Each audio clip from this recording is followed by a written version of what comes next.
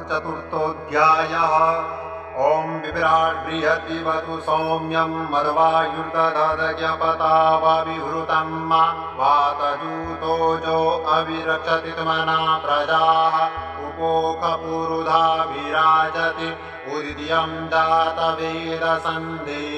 वहन्ति केतवः ऋषे विश्वाय सूर्यं येनापावकचक्षसा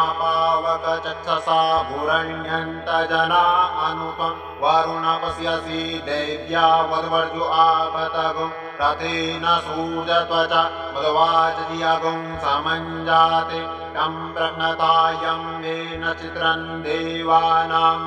तं प्रघ्नता पूर्वथा विश्वतेमता ज्येष्ठता तिम्बरिकदगुं सर्वेदं महाप्रतीचीनं मृजन दोऽसि धुनिमासु जयन्तमनुजासु वर्धसे अयं वेनश्चोदयत्कृष्णिग्रवा ज्योतिर्जरायुरजसो विमाने इममपाकुं सङ्गमे सूर्यस्य शिशुं न विप्रा मतिभिरिहन्ति चित्रं देवानामुदक धनिकं चक्षुर्मित्रस्य वरुणस्याग्नेः आप्राद्याव पृथिवी अन्तरिक्षगं सूर्य आत्मा जगतस्तस्तुकश्च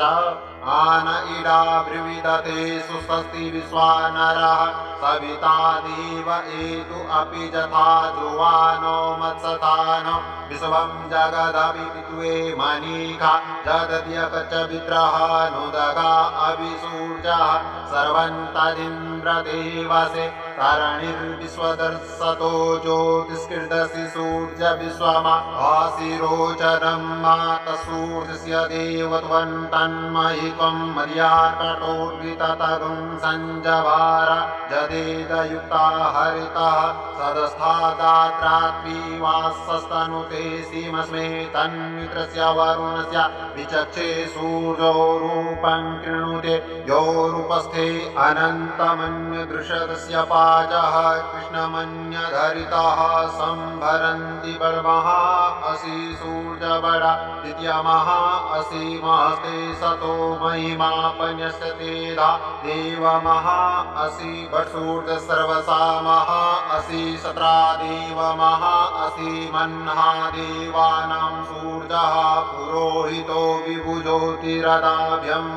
प्रायन्त इव सूर्या विश्वेदिन्द्रस्य वक्षता वसूनि जाते जनमान ओजसा प्रतिभागं नदीदिमा अद्यादेव उदिता सूर्यस्य निरगुंहसः विपरीता निरवद्याता तन्नो मित्रो वरुणो मामहन्तमदितिः सिन्धुः पृथिवी उतद्योः आकृष्णेन रजसा व्रतमानो निवेशयन् नमृतं व्रत्यं च हिरण्येन सविता रथेन देवो जाति भुवनानि पश्यन्।